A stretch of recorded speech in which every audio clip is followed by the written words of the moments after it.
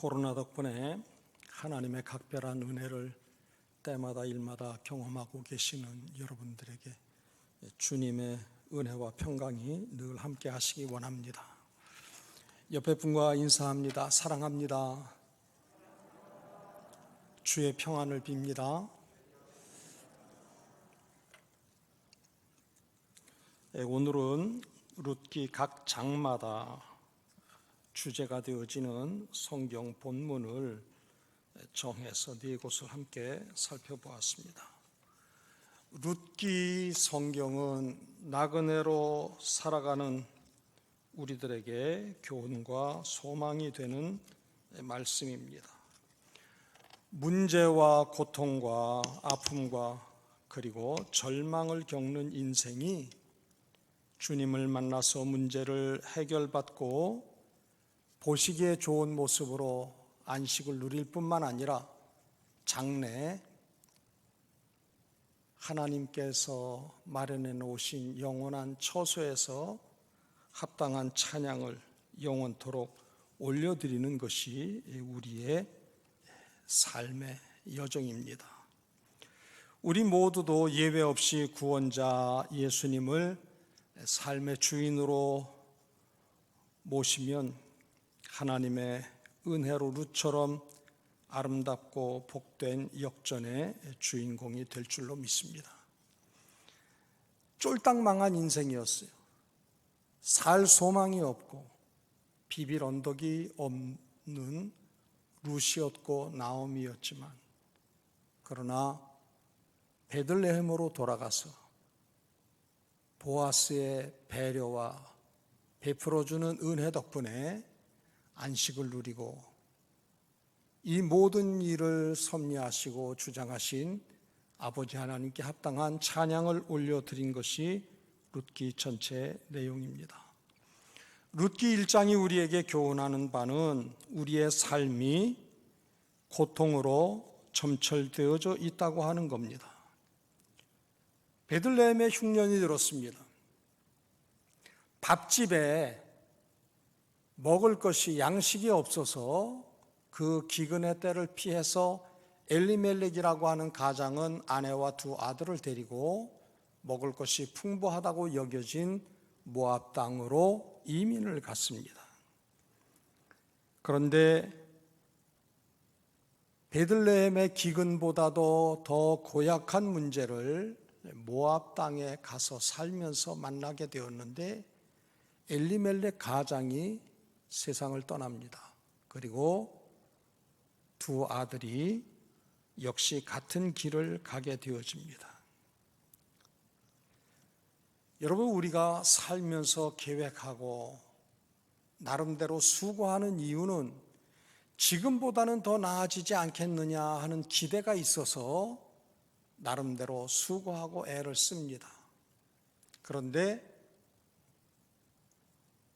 잠깐의 어려운 문제를 피해서 환경 처지가 좋아지기를 기대하면서 벌인 일이, 수고한 것이 더 큰 어려움을 만나게 되는 것을 보게 되어집니다.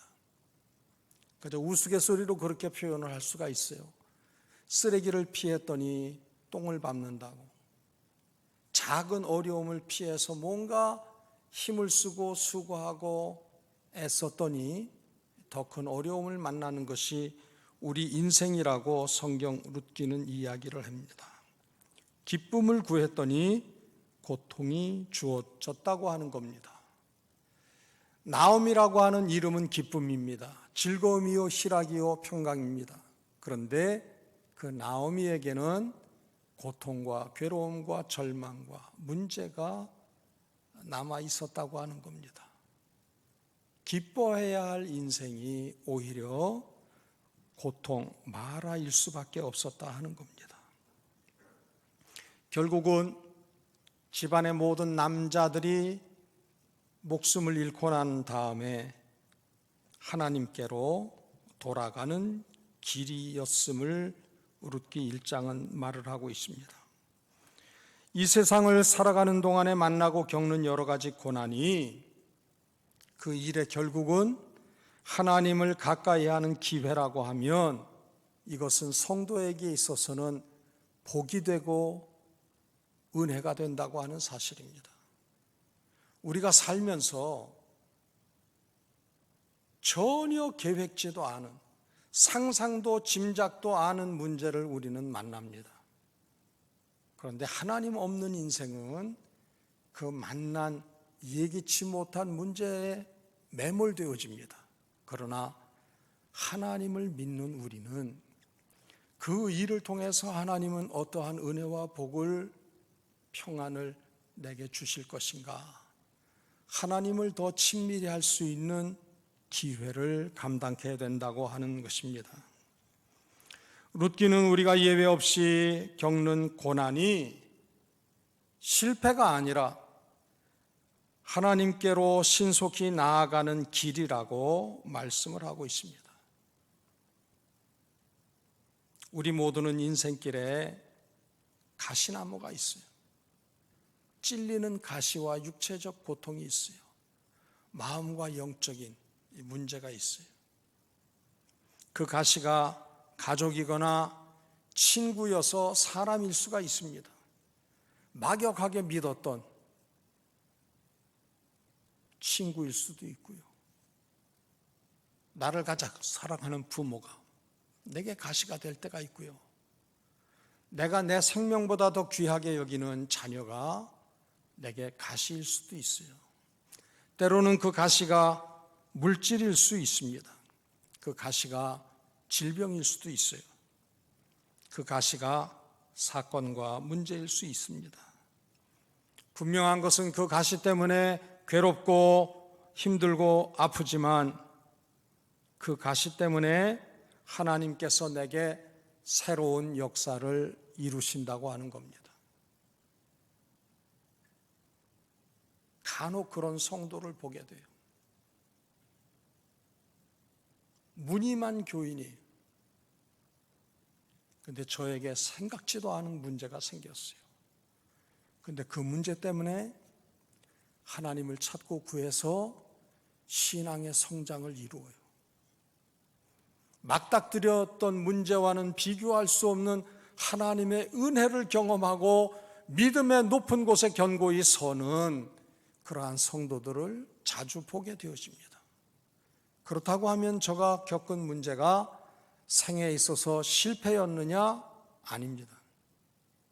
제가 만난 문제, 삶에 있었던 그 가시는 하나님께서 베풀어 주신 새로운 은혜 역사라고 하는 사실입니다. 예루살렘 성전이 회파되고 제사장들과 왕과 왕족들과 귀족들이 죽임을 당하고 많은 사람들이 포로로 바벨론에 잡혀갔어요. 유다 백성들이 한결같이 물음을 던집니다. 우리는 선민인데, 제사장 민족인데 하나님을 예배하는 초소가 다 파괴되고 백성의 지도자들은 다 죽임을 당하고 많은 이들이 포로로 잡혀가는 상황에서 사방을 살펴보아도 그 어떤 기대도 없어요. 하나님은 어디 계시냐 물음이 모든 유대인들에게 있었어요. 총체적인 혼란에 빠져 있을 때에 이사야 선지는 이야기를 합니다. 너희들은 이전 일을 기억하지 말며 옛적 일을 생각지 말아라. 보라, 내가 새 일을 행하리니 이제 나타낼 것이라. 너희가 그것을 알지 못하겠느냐? 반드시 내가 광야에 사막에 강을 낼 것이다. 약속을 하고 계세요. 이것이 바벨론 포로 당시에 있었던 유다 사람들에게만 있는 갈등이고 의문이고 문제는 아니에요. 호흡이서 이 땅을 살아가는 모든 인생들에게 한결같이 막닥뜨리게 되는 문제입니다. 그래도 나눔으로 하나님의 자녀로 살아가는데 예수 믿는 내게 왜 이런 일이 있느냐? 그러한 물음에 혼란 가운데 빠질 때가 있어요. 그러나 지금은 고통스럽지만 이 고난의 과정이 끝나면 회복의 은혜, 기쁨을 누리게 된다고 하는 사실입니다. 지금은 이 고통이 무엇 때문인지 분간이 되지를 않아요. 여러분들, 요셉이 10수년 동안에 17년 동안의 그 고통스러운 시간들, 다윗의 10수년 광야길 도망자의 삶을 살아낼 때 신라 같은 소망도 없는 처지예요. 사방을 둘러보아도 하나님께서 일하시는 흔적을 찾아볼 수가 없어요. 욥의 고백처럼 하나님이 뒤에서 일하고 계신다는데 돌아보아도 하나님을 배울 수가 없는 거예요. 그것이 요셉과 다윗과 욥만의 문제냐? 오늘 우리 모든 인생들도 다 마찬가지예요. 이 자리에서 품위 있게 앉아서 예배를 드리고 있는 우리가 생각할 때 내 주위에 있는 사람 중에는 편안하고 문제도 걱정도 없는 것 같이 여겨져도 그 속을 다 살펴보면 속이 문드러져 있어요. 남 앞에 드러내 보이지 못하는 아픔과 문제와 고민이 절망의 상태가 있다고 하는 겁니다. 지금 우리가 고난의 광야길을 지나고 있다고 하면 인내하면서 하나님께서 우리의 고난을 통해 새 일을 이루시고 복된 미래를 펼쳐 주실 것이라고 하는 소망 가운데 승리의 삶을 살아야 할 것을 룻기 1장은 우리에게 교훈을 하고 있습니다. 룻기 2장에는 은혜라고 하는 단어가 여러 차례 기록이 되어져 있어요. 성경을 읽다 보면 그 앞뒤로 반복해서 나오는 단어가 있는데 이때에는 하나님께서 우리에게 알려주시는 교훈이 있다고 하는 겁니다. 룻이나 나오미뿐만 아니라 우리의 지난 세월들을 돌이켜보면 그때는 몰랐는데 지나놓고 지난 시절들, 시간들을 자세히 살펴보니까 그 어느 것 하나 주의 손길, 주의 은혜가 아닌 것이 없었다고 하는 사실입니다. 지나온 모든 세월들 돌아보아도 그 어느 것 하나 주의 손길 못 미친 것 전혀 없네. 오 신실하신 주, 오 신실하신 주, 내 너를 버리지도 않으리라. 우리에게 하나님은 선포하고 계세요. 얘야, 네 지나온 시간들 살펴봐라. 그 어느 한순간도 내 손길, 내 은혜 아닌 것 없었다. 나는 신실한 아버지다. 그렇게 고통 가운데 있는, 아픔 가운데 있는 우리에게 하나님은 잠잠히 말씀을 하시고 격려하시는 줄로 믿습니다. 룻이 보아스를 통해서 입은 은혜는 헤아릴 수가 없어요. 곡식단 사이에서 이삭을 죽게 했습니다. 소년들로 하여금 룻을 해코지하지 못하게 지시를 했어요. 물이 귀한 지역에서 힘들여 퍼온 물, 그 물을 마음껏 수고하지 않은 룻이 마실 수 있도록 했어요. 얘야, 너는 다른 밭에 가서 힘들게 이삭 주울 일이 아니다. 내 소유의 땅에서 마음껏 이삭을 주서라. 그러면서 곡식을 베는 소년들에게 지시를 합니다. 곡식단을 묶을 때 한 묶음 그 룻이 주스려고 계획하고 있는 그 땅에다가 곡식 묶음을 흘려라. 뿐만 아니라 식사도 같은 자리에서 할 수 있도록 했어요. 끼니거리 때문에 밭에 나와서 이삭 줍는 일을 하는데 품꾼들이 먹는 그 음식을 같이 나눌 수 있도록 주인 보아스가 배려를 했다고 하는 사실입니다. 뿐만 아니라 여호와의 이름으로 축복의 말을 해요.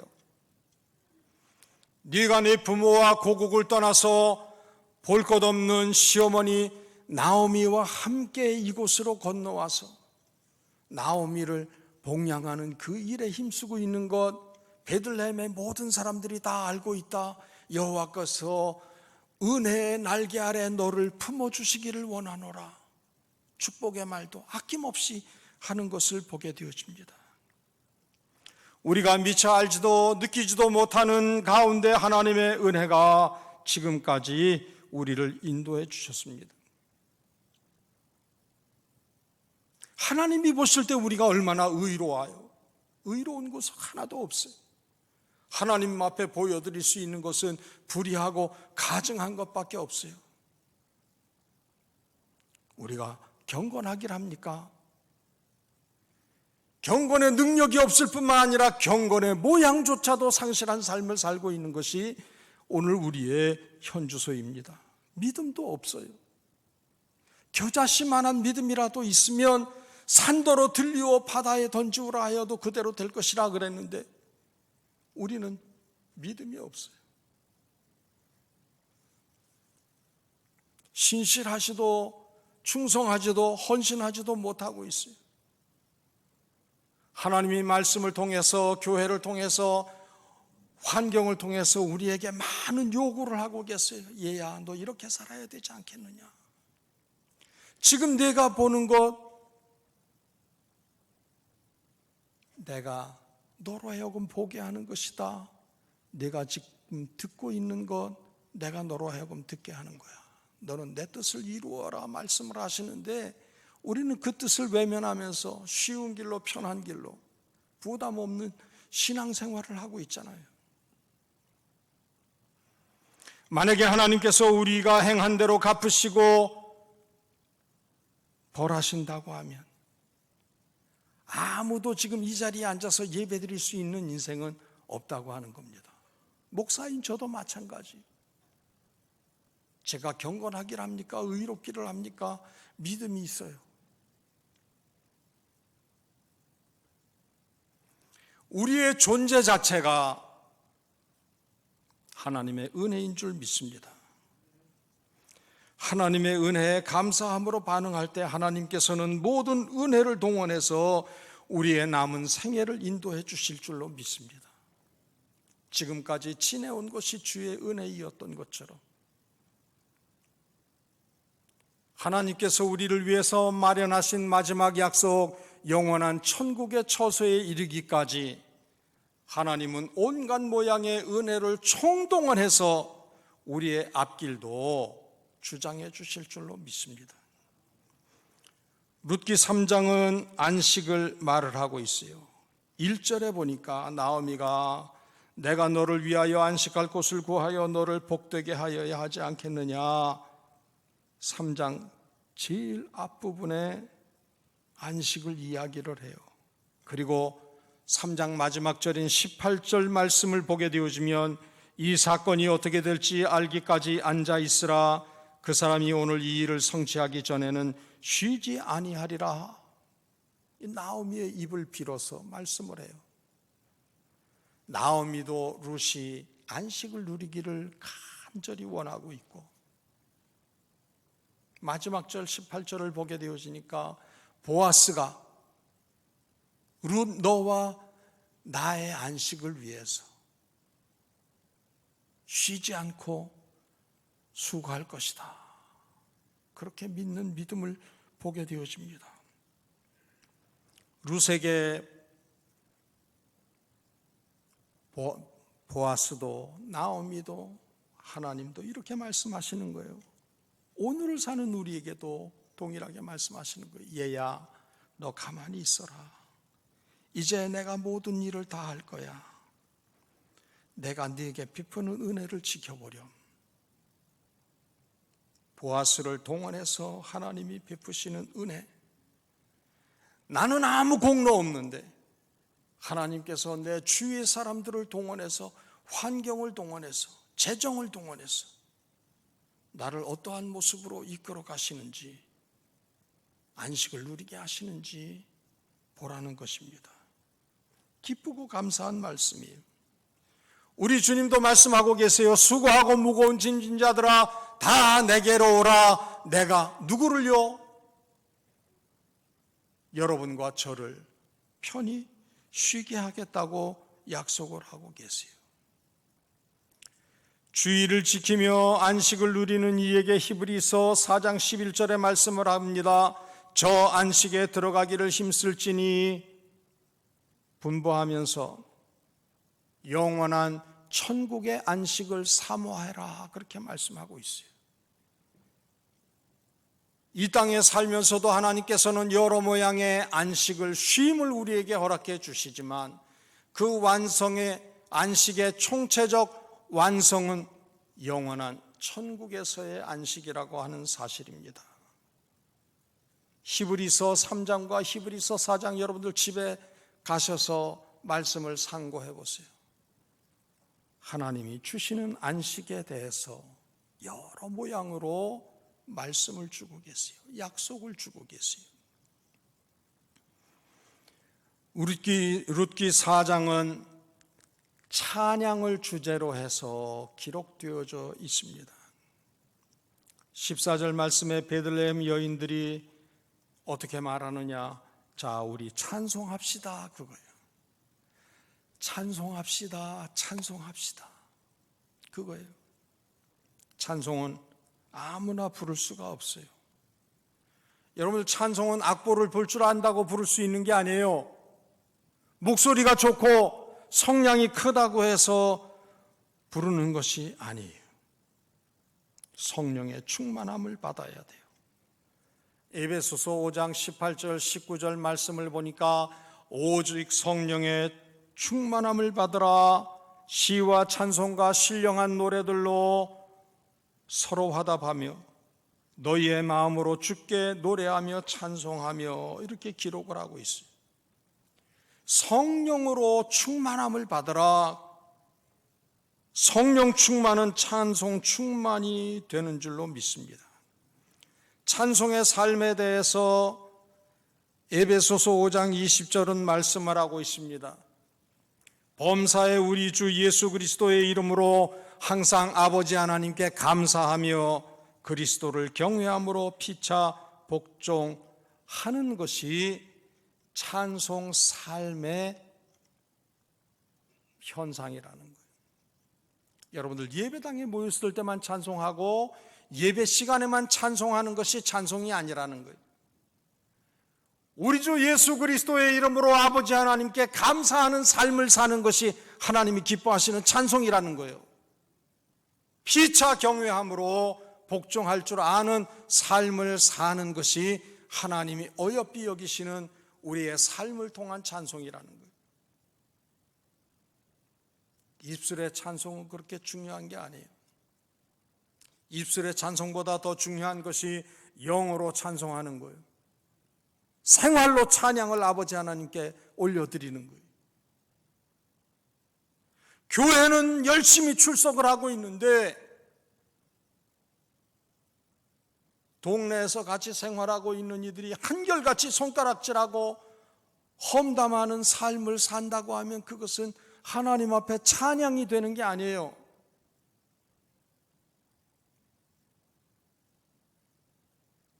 우리의 선한 행실로 아버지 하나님께 영광을 돌려드리는 것이, 그것이 삶의 찬송인 줄로 믿습니다. 이러한 생각을 늘 가지고 살아야 돼요. 대표성이, 내가 엉터리같이 생활을 하면 내가 사천읍교회 교인인 것을 아는 불신자들이 하나님은 엉터리 개차반 같은 존재구나, 그렇게 여기는 거예요. 우리가 주위 사람들에게 선한 증거를 남기고 칭찬을 듣고 존경받을 삶을 살게 되어지면 아버지 하나님께 가장 귀한 찬양이 되는 줄로 믿습니다. 찬양대 속에서, 회중석에서 찬송하는 것도 귀해요. 그러나 이것이 우리가 예배당 문을 나서서, 마당을 지나서 우리의 한 주간의 삶을 통해서 진정 하나님이 받으실 만한 찬양이 우리 삶 가운데 이어져야 된다고 하는 사실입니다. 찬송가 95장의 고백처럼 밤낮 불러서 찬송을 불러도 어떻다는 거예요? 늘 아쉬운 마음이라는 거예요. 이것이 충만한 삶이에요. 은혜로 충만하고 찬송으로 충만하고 성령으로 충만한 삶이에요. 찬양 연습을 하고 찬양을 했어요. 그리고도 뭔가 껄쩍지근해야 돼요. 뭔가 아쉬운 마음이 있어야 돼요. 밤낮 불러서 찬송을 드려도 그 다음은요, 늘 아쉬운 마음뿐일세. 늘 아쉬워야 돼. 내가 이것밖에 못했네. 더 할 수 있었는데. 그런 마음이 있어야 돼요. 성령 충만하면 불러도 아쉽고 계속 찬송하게 됩니다. 찬송 부르는 게 힘든 사람이 있어요. 요즘 다 마스크 쓰고 있으니까 마스크 하고 있으면서 찬송하는 거 힘들죠. 그때가 아니라, 지금 형편을 얘기하는 게 아니라 마스크 없이 살던 때를 한번 생각을 해보세요. 찬송가를 딱 부를 것을 펼쳤는데 몇 절까지 있어요? 5절까지 있고 6절까지 있어. 이야, 김세봉 목사가 왜 찬송을 이렇게 긴 거를 갖다가 정했지? 그런 마음이 있으면 성령 충만한 게 아니잖아요. 성령님을 오그라뜨리는 게 되잖아요. 찬양 인도자가 찬양을 다 온전히 부르고 난 다음에 또 다시 되돌이로 돌아가 가지고 1절부터 부르려고 그래. 근데 그것도 찬송이 한두 절짜리가 아니고 6절짜리요. 그러면은 다시 1절을 딱 가사를 먼저 멘트를 할 때 무슨 마음이 들어요? 아이씨, 이긴 걸 또 부른다고? 그런 마음이 들면 그건 아쉬운 마음이 아니잖아요. 단단히 문제가 있는 거예요.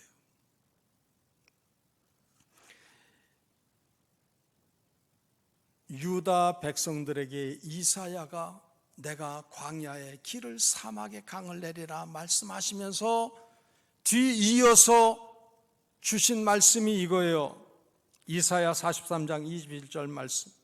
하나님은 찬양받기를 원하셔서 우리를 지으셨다고 선언하고 계십니다.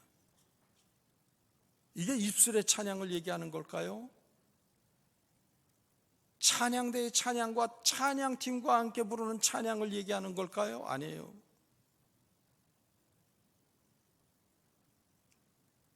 우리가 늘 삶의 순간순간마다 아이들이 재롱잔치하는 것처럼 하나님 나 어때요? 이러한 자세를 가지고 살아야 돼요.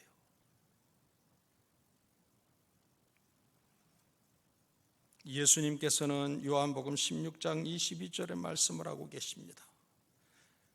너희가 지금은 근심하나 내가 다시 너희를 보리니 너희 기쁨이, 너희 마음이 기쁠 것이요 너희의 기쁨을 빼앗을 자가 없으리라. 제자의 삶을 오늘도 살아내고 있는 우리들에게 주시는 말씀이에요. 여러분들 예수 믿으면 근심이 없어요? 예수 믿으면 문제가 없어요? 예수 믿으면 아픔이 없어요? 예수 믿으면 절망적인 삶이 우리 앞에 없냐 말이죠. 아니에요. 예수 믿어도 우리는 문제와 근심 가운데 있어요. 그런데 우리 예수님께서 말씀을 하십니다. 너희가 잠깐 근심하나 잠시 뒤에 너희 마음이 기쁠 것이다. 그런데 그 기쁨은 그 어떤 세력도 빼앗을 수 없는 기쁨이다. 하나님이 어느 누구도 빼앗지 못하게 꼭꼭 안겨주시는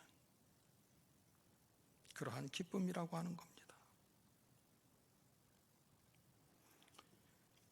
예수 믿어 그리스도인으로서 살아가고 있는 우리들, 문제와 근심과 고난이 있어요. 그러나 잠깐 후면 영광스러운 주님과 함께 큰 기쁨의 자리에서 하나님을 찬양하게 될 줄로 믿습니다. 고난이 있으나 은혜의 삶을 허락해 주시고 안식을 누리게 하시고 그 안식의 영원함은 어디에서요?